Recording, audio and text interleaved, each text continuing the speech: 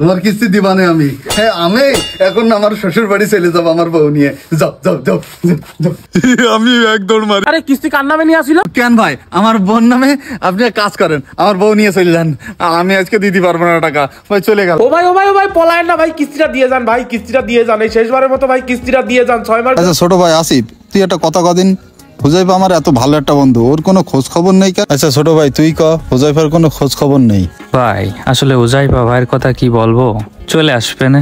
হ্যাঁ রে আসিফ, এই টাকা পয়সার যখন দরকার হবে না সেই সময় আসবে না দেখিস।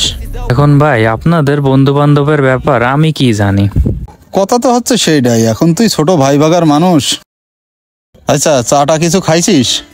ভাই মাত্র আসলাম, এখনো চাটা কোনো কিছু খাইনি। বাচ্চা ভাই আসিফের একটা চা দেন। আর এই তুই বিড়ি সিগারেট কিছু খাইস নাকি? না না ভাই, আমি ও সমস্ত কোনো কিছু খাইনি।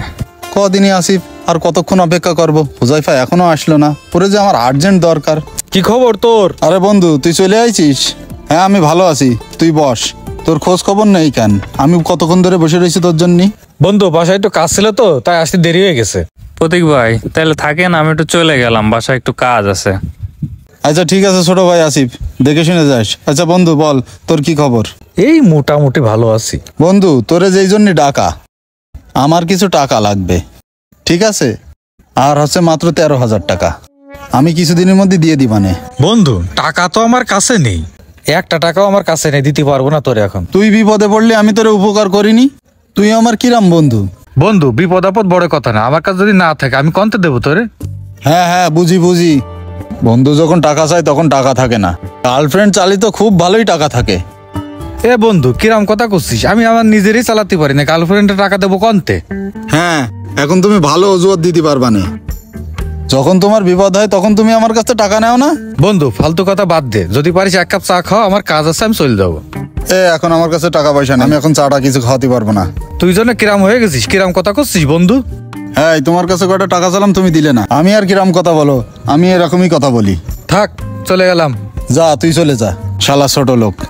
শালা যখন আমার কাছে টাকা থাকে তখন তো খুব ভালো নেও, মাত্র 13,000 টাকা চালাম, দিতে পারলো না। সাইকেলটা তো আবার চলে না, লোকজন কিস্তি না দিলে আমি পারবো কি? আমি তো বুঝদিস না, একজনের কাছে পাবো 13,000, একজনের কাছে পাবো 26,000। আমি কি মরবো অফিসে যায়? আমার তো বুঝে আসতেছে না, সে আমার 2 ঘন্টা ধরে বসাই দিয়ে গেছে, কিস্তিটা দেবে কবে? ও ভাই ও ভাই ও ভাই পলায়েন না ভাই, কিস্তিটা দিয়ে যান ভাই, কিস্তিটা দিয়ে যান, এই শেষবারের মতো ভাই কিস্তিটা দিয়ে যান। 6 মাস ধরে তো এরকমই করতেছেন। ও ও ভাই আমারে ডাকতেছেন? আরে হ্যাঁ ভাই আমি আপনারই ডাকতেছি, আপনি জানান আমি আসতেছি। ও ভাই আমি ওই কিস্তির টাকা ম্যানেজ করতে পারিনি, আমি পরে দিবানে। ও ভাই ব্যস্ত আসেন, আমার আরো অন্য বাড়ি যাতে হবে কিস্তি আনতে, আপনি ব্যস্ত আসেন ভাই, আমি কিস্তিওয়ালা হয়ে খুব জ্বালায় পড়েছি। ও ভাই একটু তাড়াতাড়ি হাইটে আসেন ভাই, ও ভাই আসেন না তাড়াতাড়ি। ও ভাই আপনি কি কিস্তি দেবেন না?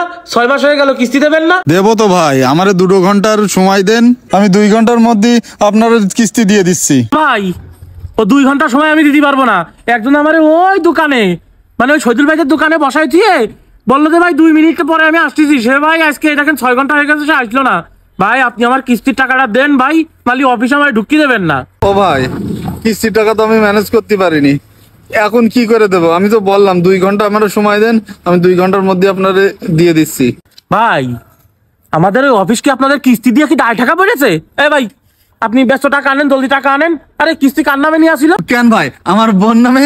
আপনি এক কাজ করেন, আমার বউ নিয়ে চলে যান, আমি আজকে দিতে পারবো না টাকা। ভাই চলে গেলাম। ভাই ওই কিস্তির ফরমের ভিতরে যখন টাকা আনতে গেলেন না, তখন এরকম কোনো কথা লেখা ছিল না যে আমি আপনার বউ নিয়ে যাব।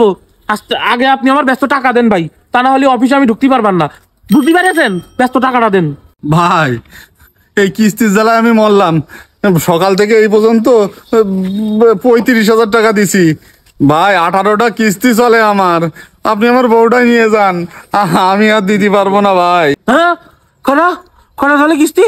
18টা? কোন সংস্থা আপনাদেরকে কিস্তি দেয়? আপনার কিস্তি দেশে কেন? আপনার কিস্তি না দিয়ে ভাই, ভাই দেখেন আজকের মতো আমার টাকাগুলো দিয়ে দেন ভাই, এই লাস্ট কিস্তি ভাই, এটা দিয়ে দেন ভাই, টাকাটা দিয়ে দেন ভাই। এটা লাস্ট হোক আর ফার্স্ট হোক, আমার এখন বাইন্দে পিটলিও আমি টাকা দেওয়ার কোনো লাইন নেই ভাই, আমার ছেড়ে দেন ভাই। ও ভাই শোনেন, আগে আপনি আমার কিস্তির টাকা দেন, আমি অত কথা শুনতে পারবো না, ব্যস্ত টাকা দেন। ও ভাই, আপনার হাত ধরতেছি, আপনার পা ধরতেছি। আরে কলে হাত দিচ্ছেন এসব? ভাই ছাড়েন ছাড়েন। এইবারের মতন ভাই একটু মাফ করে দেন ভাই। ভাই শোনেন, নেছেন কিস্তির টাকা দেন, কিস্তির টাকা দেন, ব্যস্ত দেন। ভাই তাহলে আমার 2 ঘন্টা সময় দেন। অলি আজকে আমি আর আপনার বাড়িতে যাবোই না। ঠিক আছে ভাই, তাহলে আপনি আমার বাড়ি থাকেন, আমার বাড়ি বউ আছে, আমি কিস্তির টাকা আনতে গেলাম। ব্যস্ত যান, টাকা নিয়ে আসেন। কি একটা মুসিবতে পড়েছি আমি, কিস্তিটা দিয়েও মনে হয় বড় অন্যায় করে ফেলেছি, ভুল হয়েছে আমার।